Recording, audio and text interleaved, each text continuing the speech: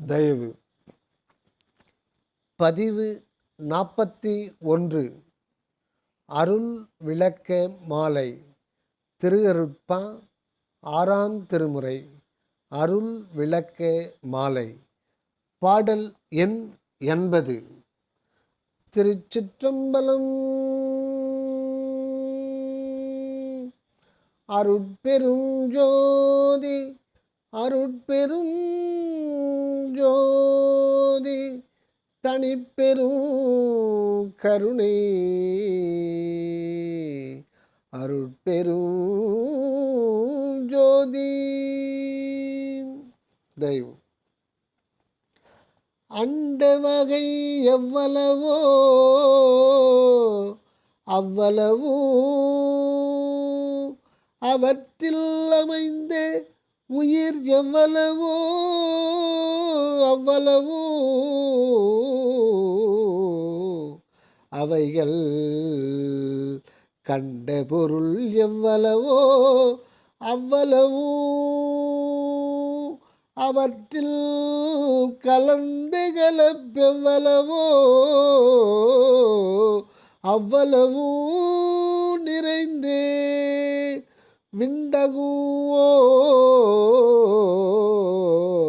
நாதவெளி சுத்தவெளி மோனவெளி ஞானவெளி முதலாம் வெளிகளெல்லாம் நிரம்பி கொண்டதுவாய் விளங்குகின்ற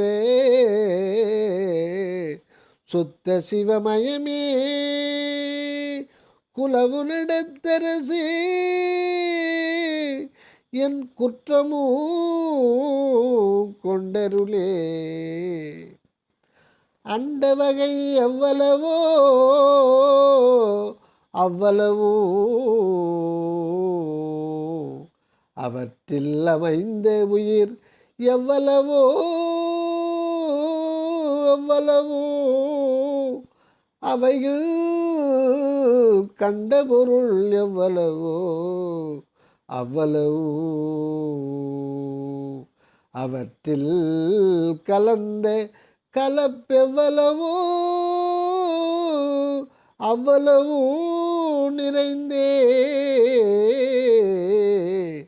விண்டகுவோர் நாதவெளி சுத்தவெளி மோனவெளி ஞானவெளி முதலாம் வெளிகளெல்லாம் நிரம்பி கொண்டதுவாய் விளங்குகின்றே சுத்த சிவமயமே குலவு நடத்தரசே என் குற்றமோ கொண்டருளே.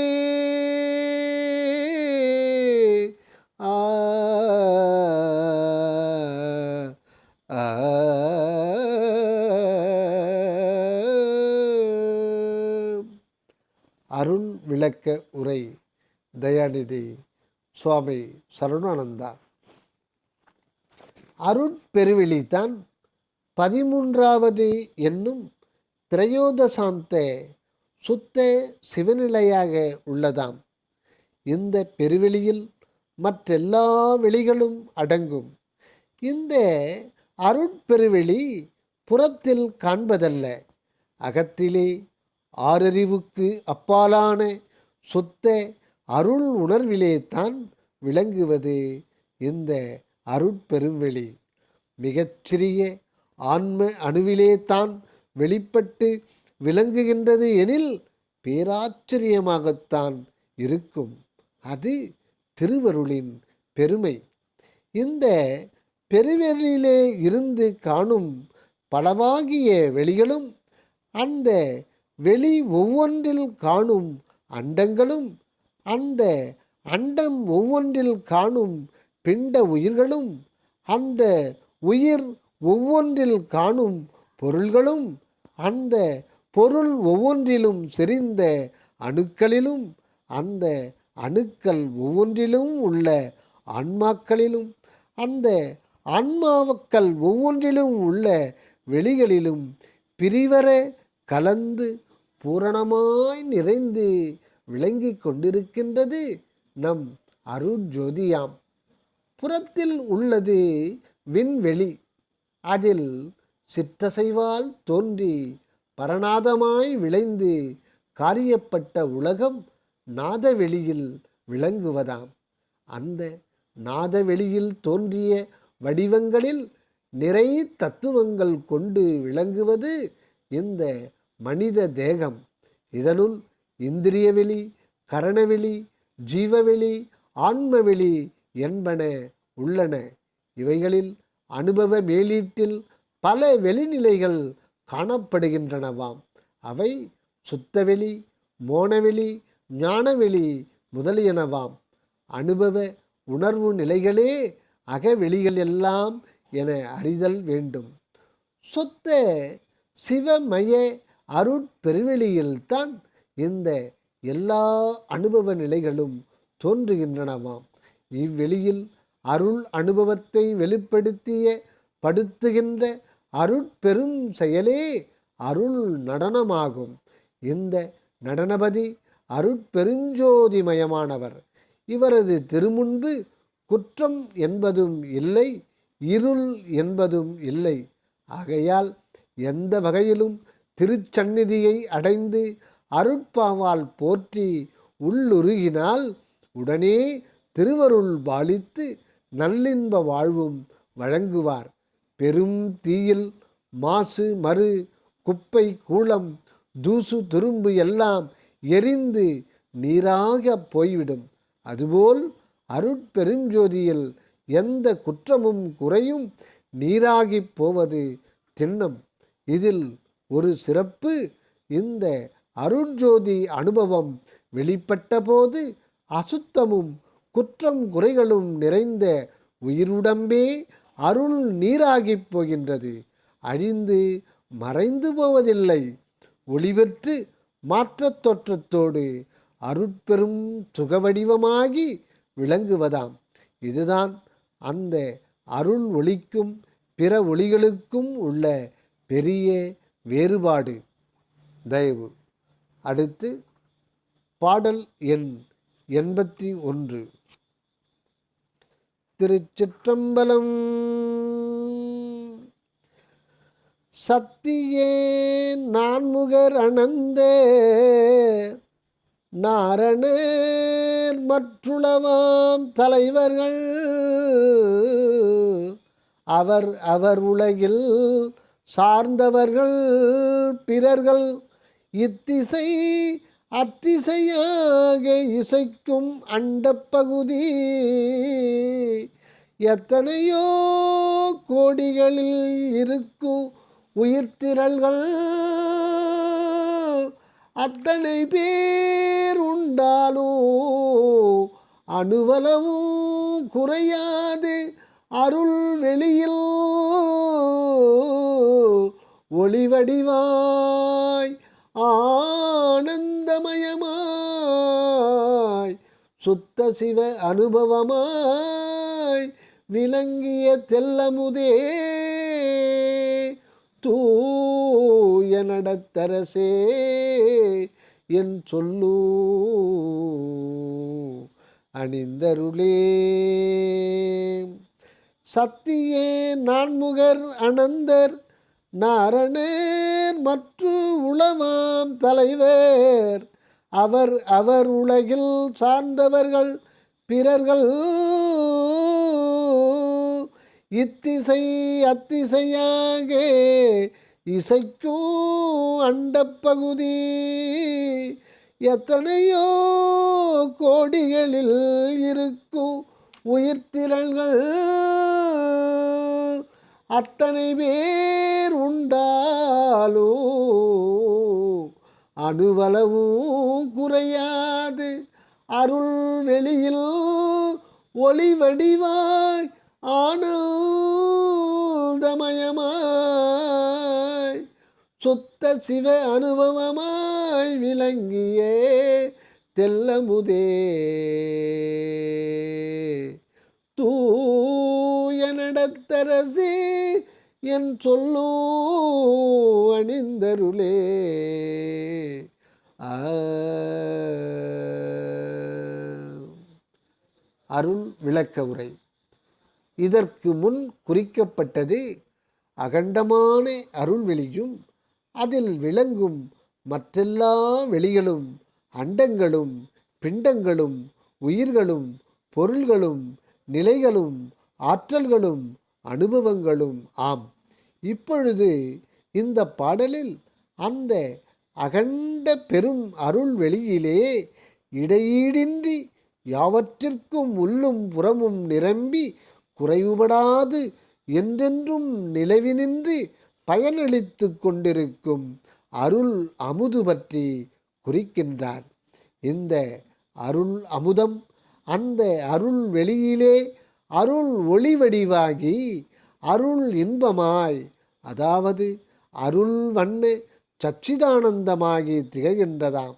இந்த அருளமுதம் எப்பொருட்கும் எவ்வுயிர்க்கும் அகத்தும் புறத்தும் நிறைந்துதான் எப்பொழுதும் இருந்து கொண்டிருக்கின்றது. எனினும் அப்படி நிறைவுற்றிருக்கின்ற அந்த அருளமுதம் எவராலும் அறிந்து கொள்ள முடியாமலே இருக்கின்றதாம். அப்படி அறிந்து கொள்ளாமலே அதனாலேயே வாழ்ந்து கொண்டிருக்கின்றனராம். ஆம், ஆன்மாவையும் கடவுளையும் தான் எத்தனை பேர் அறிந்து கொண்டிருக்கின்றார்கள் இந்த உலகில். அறிந்து கொள்ளாமலே வாழ்ந்து கழிந்து கொண்டிருக்கின்றார்கள் இல்லையோ? அதுபோன்றுதான் இந்த நிறை அமுதப் பொருளையும் அறியாமலே அதனால் தோன்றி மறைந்து கொண்டுள்ளனர் எல்லோரும். எப்பொருட்கும் எவ்வுயிர்க்கும் உள்ளகத்தும் புறத்தும் இயல் உண்மை அறிவின்ற வடிவாகி நடிக்கும் மெய்ப்பொருளாம் சிவம் ஒன்றே என்றறிந்தேன் என்றுள்ளார் அனுபவத்திலே கண்டு. ஆகையால் இந்த அமுதபதியின் உண்மை அகத்திற்கும் புறத்திற்கும் இடையில் தோன்றி விளைவு கொண்ட உணர்விலே அருள் ஒளி விளங்கின போதுதான் அந்த அமுதபதியின் நிறைநிலை உண்மை விளங்குகின்றதாம். சுத்த அருள் ஞானத்திற்குத்தான் இந்த உண்மை புலனாகும். மேல் அருள் அனுபவத்தில்தான் அதன் அமுதத்தன்மையின் பயனும் வாழ்வில் கொண்டு விளங்க முடிவதாம். இந்த சுத்த அருளாளனுக்கு அன்றி மற்ற எவருக்கும் எதற்கும் இது வெளிப்படாது. பிறர் எவ்வளவு சக்தி சித்திகள் பெற்றாலும் கூட இந்த இறை அருள் அமுத பெருக்கிலே ஊறி கிடந்தாலும் கூட இதன் அனுபவத்தை அடையாதவர்களாகவே இருக்கின்றார்களாம். சத்தியே நான்முகர், அனந்தர், நாரணர் மற்ற உளவாம் தலைவர் என்று தேவர்களை குறிக்கின்றார்.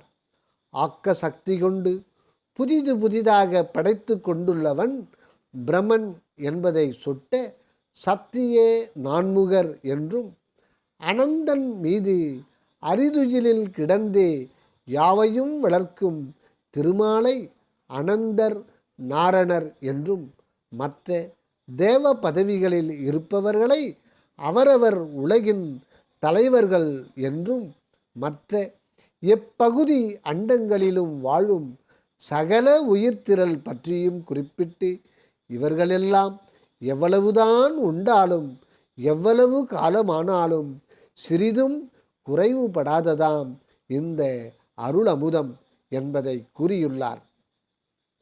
உள்ளும் புறமும் பரிபூரணமாய் நிறைந்துள்ளது என்று கூறிவிட்ட பின் குறைதற்கும் பின் நிறைதற்கும் இடம் ஏது?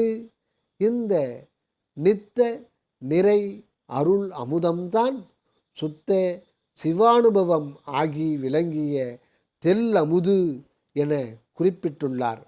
இந்த சிவபதியின் திருநடனத்தைத்தான் தான் கண்டு அமுதானந்தமய வாழ்வும் பெற்றுக்கொண்டு பிறரும் அதனை அடைந்து ஆனந்திக்க வேண்டும் என்ற பெருங்கருணையால் இந்த அருள் விளக்க பாமாலையை இசைத்துள்ளார். ஆதலின் இந்த அருள் விளக்க மாலைக்கு ஓர் அருள் விளக்க உரையிருந்தால் உலகம் நன்கு அறிந்து ஏற்று பயன் கொள்ளுமே என திருவருள் கூட்டி வைத்த வண்ணம் இதுவும் வெளியாகியுள்ளதாம். இதனால் நமது அருளமுத நடனபதியை தெளிவாக கண்டுகொள்ளலாம், போற்றலாம், பணிந்து கலந்து கொள்ளலாம், கலந்து கொண்டு ஆனந்தமாக வாழலாம் ஒவ்வொருவரும். தயவு. அடுத்த பாடல் எண் 82. திருச்சிற்றம்பலம்.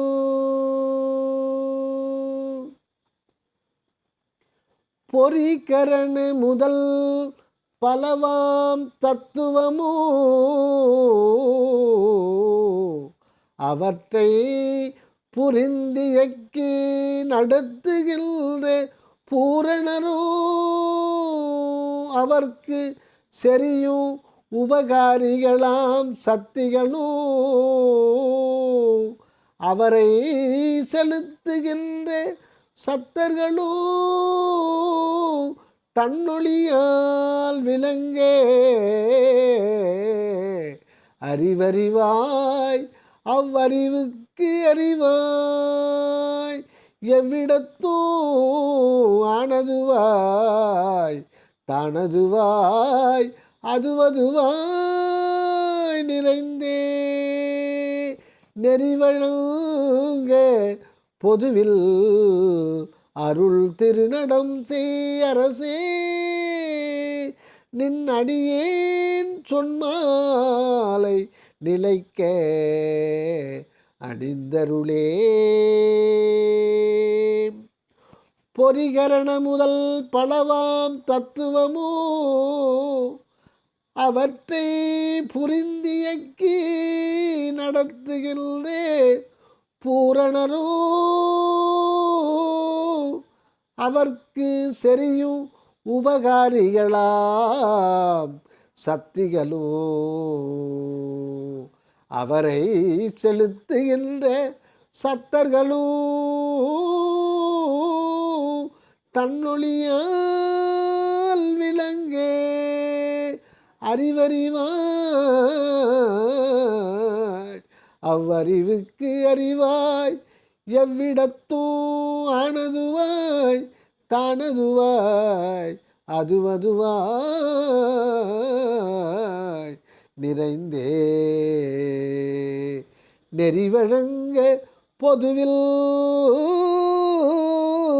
அருள் திருநடம் செய்யரசே நின் அடியேன் சொன்மாலை நிலைக்க அணிந்தருளே.